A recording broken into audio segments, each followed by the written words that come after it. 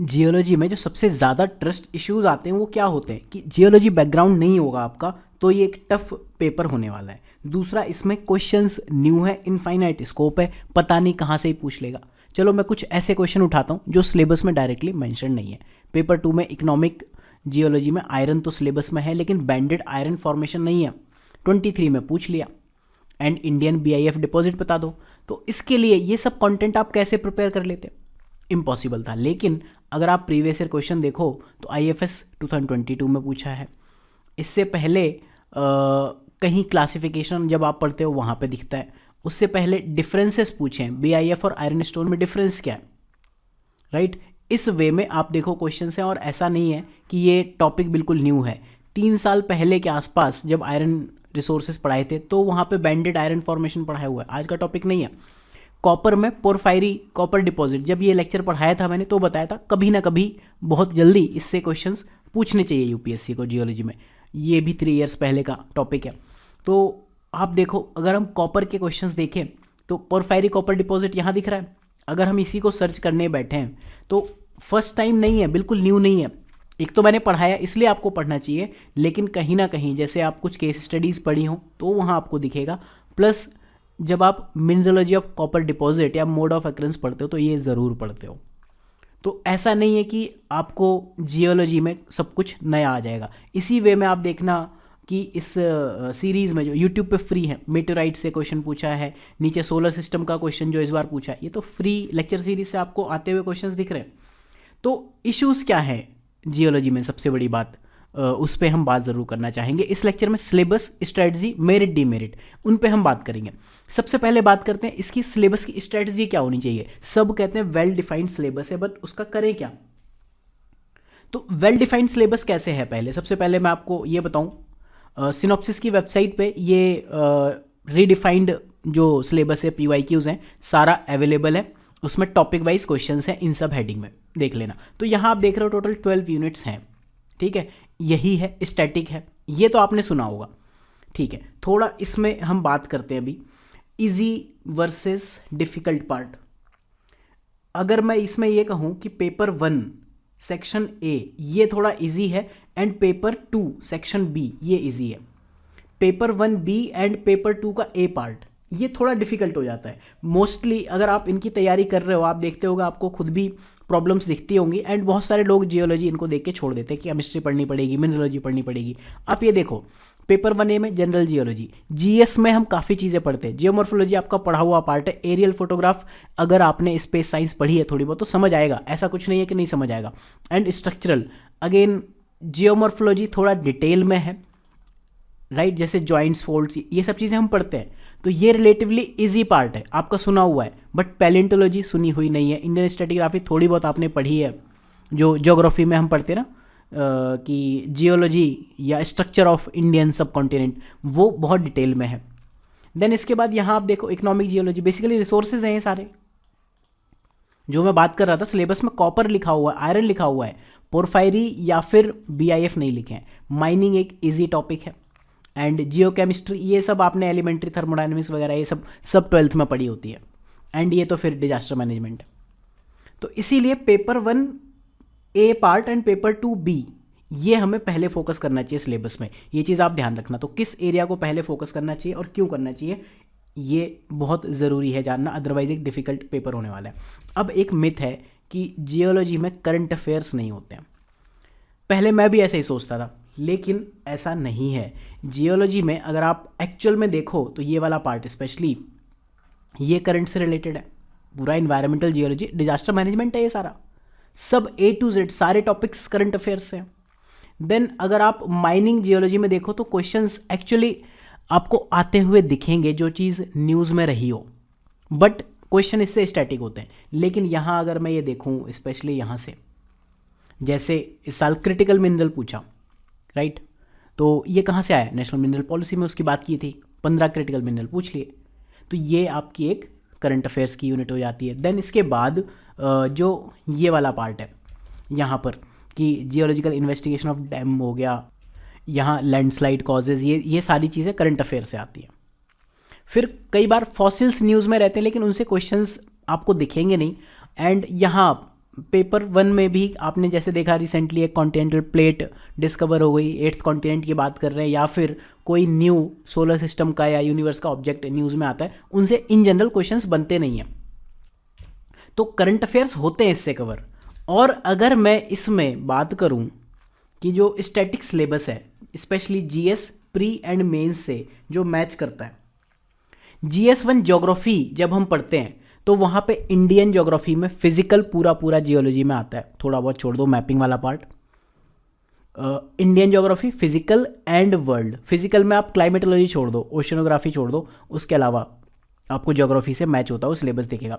Environment का जो disaster management का पार्ट है वो यहाँ आपको दिखता है।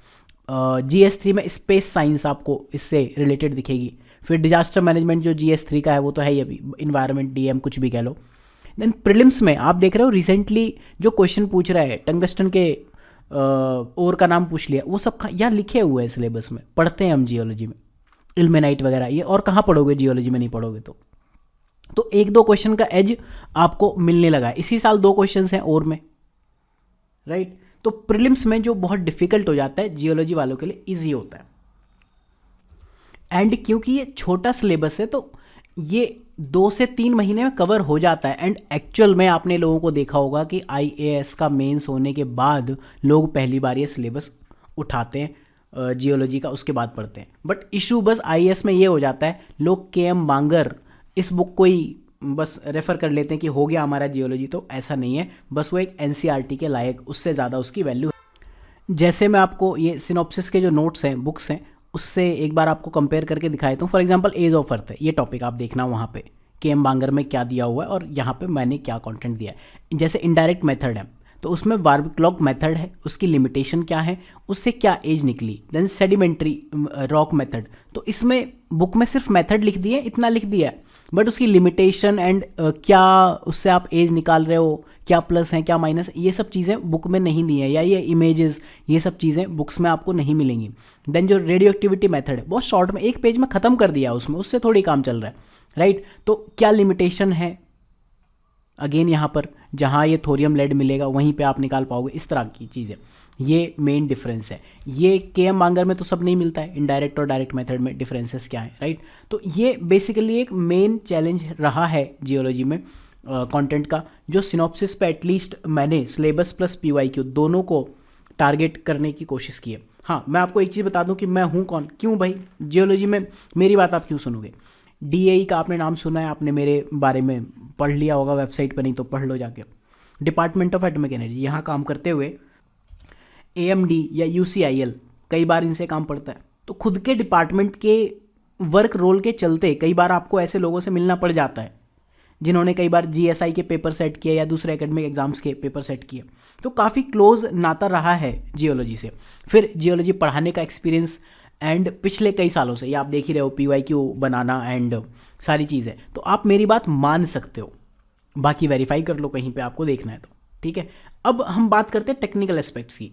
ऑब्वियसली एक टेक्निकल सब्जेक्ट है तो यहाँ आपको 0 या 1 इस रेंज में मार्क्स मिलेंगे।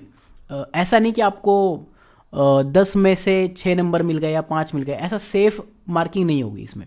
या तो आपको 10 में से 2 नंबर मिल गए या 10 में से हो सकता है 8 नंबर मिल जाए। बेसिकली ये ऐसा सब्जेक्ट है जो आपको सेलेक्ट कराने की कैपेबिलिटी रखता है अगर आपने ठीक से प्रिपेयर किया है, फेल कराने की नहीं, राइट। तो इस वे में आपको जियोलॉजी ऑप्शनल सिलेबस को देखना है और तैयार करना है। बट अगेन ये जो ट्रस्ट इश्यूज हैं ये क्यों हैं, देखो ऑनेस्टली इतने सालों में जो मुझे समझ आया, मेन ट्रस्ट इशू का मेन रीज़न क्या है। IAS में कम सिलेक्शन है, जेन्युइनली है, लेकिन होते क्यों हैं, क्योंकि लोग IFS की तैयारी बहुत सीरियसली करते हैं जियोलॉजी से। आपने देखा होगा सबसे ज़्यादा रिजल्ट जियोलॉजी फॉरेस्ट्री कॉम्बो से हैं, तो वो IAS पर ध्यान नहीं देते। क्यों, क्योंकि IFS में 800 नंबर का ऑप्शनल हो गया। तो आपको ये पता है कि अगर मेरे ऑप्शनल्स तैयार हैं तो IFS में रैंक आ जाएगी। काफ़ी ज़्यादा ऑब्जेक्टिव एग्जाम हो जाता है रैंक के पॉइंट ऑफ व्यू से, प्रिडिक्टिव है। IAS एग्जाम में ऐसा नहीं है, तो लोग IAS को थोड़ा इग्नोर करते हैं और उस वजह से सिलेक्शंस भी कम है। दूसरा, कोचिंग अवेलेबिलिटी लिमिटेड है। इसका देखो आज की डेट में तो एक ही साइड इफेक्ट है, सिनॉप्सिस है, बाकी भी है, एक ही साइड इफेक्ट है इसका। इनफैक्ट वो पॉजिटिव होना चाहिए कि आपको सेल्फ स्टडी करनी पड़ती है एंड सेल्फ स्टडी करते हुए आप बेस्ट होते हो, अगर आपको बेसिक्स पता है, फिजिक्स और केमिस्ट्री के बेसिक्स पता है, अर्थ साइंसेस के बेसिक पता है, तो इनफैक्ट ये चीज़ आपके फेवर में जाती है, पॉजिटिव जाती है आपके लिए। बट अनक्लियर बुक लिस्ट है, आप देखोगे लोगों ने क्या क्या बुक लिस्ट बताई है, उसमें टॉपिक ही ढूंढते रहो। उमेश्वर प्रसाद बताई है इकोनॉमिक जियोलॉजी में, आप ढूंढ लो उसमें पहले के टॉपिक, आपको पता ही नहीं चलेगा कहाँ क्या लिखा हुआ है। या फिर के एम मांगर एक एक दो दो पेज के नोट्स दिए हो, क्या कर लोगे उसको, एग्जाम में क्या कर लोगे, राइट। तो इन सब चीज़ों की वजह से ट्रस्ट इश्यूज तो आएंगे। आईएएस में सिलेक्शन कम है, बात हमने कर ली, उस वजह से भी ट्रस्ट इश्यूज हैं। एंड मार्केटिंग इसकी है नहीं, क्यों, क्योंकि मार्केट जेन्युइनली उतना बड़ा है भी नहीं, रेयर ऑप्शनल है। इसकी स्ट्रेटजी में मेन चीज़ जैसे जियोलॉजी PYQ, ये आपको कैसे करने, मुझे नहीं लगता, सेल्फ स्टडी एक तरीका हो सकता है, दूसरा सिनॉप्सिस आईएएस के नोट्स हो सकते हैं। इसके अलावा कोई भी वे आउट है PYQ कवर करने का। इसमें हम देखो दो चीज़ों की बात करते हैं, कैसे आप चीज़ों को थोड़ा स्ट्रेटजाइज करोगे जब जियोलॉजी ऑप्शनल की प्रिपरेशन कर रहे हो। थोड़ा सा मेमोराइज करते हुए चीज़ों को ध्यान देना, ऐसा नहीं कि सब कुछ आप पढ़ते जा रहे हो, जस्ट रीडिंग अवॉइड करो, कुछ मेमोराइजेशन टेक्निक्स थोड़ा सा रखो, अदरवाइज स्ट्रेटिग्राफी और मिनरोलॉजी वगैरह होगी नहीं। फिर डायग्राम्स बनाने आपको ज़रूर सीखने चाहिए, इंटरनेट पे मिलेंगे आपको डायग्राम्स, सिनॉप्सिस के नोट्स में बहुत सारे डायग्राम्स हैं, वो आपकी चॉइस है। शॉर्ट नोट्स बना लो, अदरवाइज फिर इसमें तो बुक्स बड़ी बड़ी हैं, शॉर्ट नोट्स थोड़े बहुत बनाओ, बट एंड में नहीं बना पाओ तो उसका तरीका क्या है, बुक में हाईलाइट कर लेना। सिनॉप्सिस की गाइडेंस सीरीज़ की प्लेलिस्ट में एक वीडियो पड़ा है, how to read 600 pages in 5 hours, वो एक्चुअली आप देख लेना एक बार जाके, आपको समझ आएगा। स्टार्टिंग में आपको पेपर 2B से शुरू करना चाहिए, क्योंकि पेपर 2A आप कवर कर ही रहे होगे। पेपर 2B एक ऐसी चीज़ है जो आप इजीली कम टाइम में कवर कर सकते हो। स्ट्रेटिग्राफी में एग्ज़ाम देख लो, PIQ देख लो, क्या टेबल्स वगैरह यूज़ होती हैं, उस हिसाब से उनको थोड़ा मेमोराइज कर लो। स्ट्रेटिग्राफी की जो चीज़ें हैं उनको टेबल के थ्रू याद कर लो। पैलेंटोलॉजी में फैक्ट्स आपको याद करने पड़ेंगे, डायग्राम्स बहुत इंपॉर्टेंट हो जाते हैं पैलेंटोलॉजी यानी कि फॉसिल साइंस में। फिर रिवीजन तो आपको करना ही पड़ेगा, और इंटरनेट का जो यूटिलाइजेशन है वो आप इग्नोर नहीं कर सकते। सिनॉप्सिस पे हमने ब्लॉगिंग शुरू की है जियोलॉजी की, तो आप यहाँ देख सकते हो, यहाँ आप ब्लॉग में जाके जियोलॉजी पे जाना, आज ही पहला ब्लॉग लिखा है मैंने, तो एक बार ये पढ़ लेना, यहीं पर आपको और ज़्यादा ब्लॉग्स देखने को मिलेंगे, इनफैक्ट कंटेंट वगैरह भी दिखेगा। कुछ कोर्सेज अगर आप कंसीडर करना चाहते हो तो कर सकते हो, 4999 कॉस्ट है। खैर वापस आते हैं, इंटरनेट की हमने बात कर ली। अब ऊपर के पूरे डिस्कशन से ये कंक्लूज़न अगर आप निकालने बैठो कि जियोलॉजी क्यों लेना चाहिए, तो पहले आप देखोगे कई सारे एग्जाम्स में जियोलॉजी इंपॉर्टेंट है, आपकी नौकरी लगा देगा जियोलॉजी। IAS नहीं तो IFS नहीं तो GSI, या बहुत सारे ऐसे एग्जाम्स आपको मिलेंगे। जियोलॉजी अगर आपने ठीक से पढ़ लिया तो जॉबलेस नहीं बैठोगे। इंजीनियरिंग और साइंस बैकग्राउंड दोनों स्टूडेंट्स के लिए सुटेबल है, क्यों है, उसका एक रीज़न है। देखो इंजीनियरिंग के ऑप्शनल्स आपको पता है उनकी क्या हाल है, साइंस के जो फिजिक्स केमिस्ट्री है वो भी लोग लेना नहीं चाहते, बट जियोलॉजी में क्योंकि फिजिक्स भी है केमिस्ट्री भी है, तो एक तो साइंस और इंजीनियरिंग दोनों स्टूडेंट्स ले सकते हैं। प्लस अगर आप इन सब की बात करो जो एक्चुअल में इंजीनियरिंग के सब्जेक्ट्स हैं, उनके कंपैरिजन में इसमें तो डेरिवेशन कम है, न्यूमेरिकल कम है, राइट। तो इस तरह की चीज़ें कम हैं, तो उस वजह से ज़्यादा लोग पढ़ सकते हैं, ह्यूमैनिटीज़ के लोग भी पढ़ सकते हैं। फिर वेल डिफाइंड सिलेबस और ये सारी चीज़ें हमने ऑलरेडी डिस्कस कर ली हैं।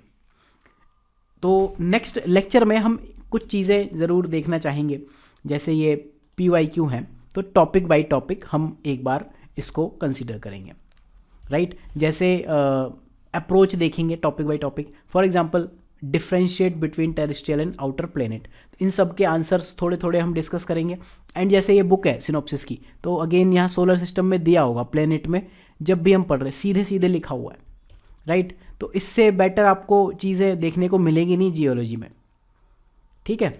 देन सेम वे में जैसे मेटेओराइट है, 23 का क्वेश्चन ओरिजिन कंपोजिशन क्लासिफिकेशन पे पूछा, तो ऐसा थोड़ी है क्लासिफिकेशन पहली बार पूछा है, 22 में भी पूछा था।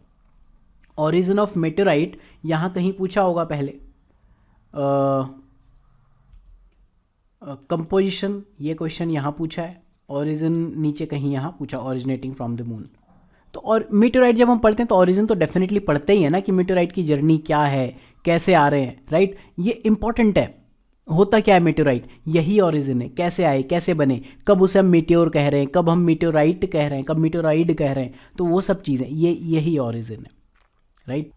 तो नेक्स्ट लेक्चर से हम यूनिट बाय यूनिट जियोलॉजी की स्ट्रेटजी भी डिस्कस करेंगे, प्लस जो कुछ इंपॉर्टेंट PYQs हैं वो डिस्कस करेंगे। यूट्यूब पर थोड़े वीडियोस होंगे एंड पेड कोर्सेज में इसके वीडियोस ज़्यादा होंगे, बिलीव मी। जो ये प्राइस पॉइंट है 4999, 5999, जियोलॉजी फॉरेस्ट्री दोनों, ये सब आई डोंट थिंक कि कोई भी प्रोवाइड कर रहा है। So you can consider these courses. Otherwise self study आपके लिए हमेशा से वर्क करेगी, सिलेबस प्लस PYQ दोनों चीज़ों को लेके आपको चलना है।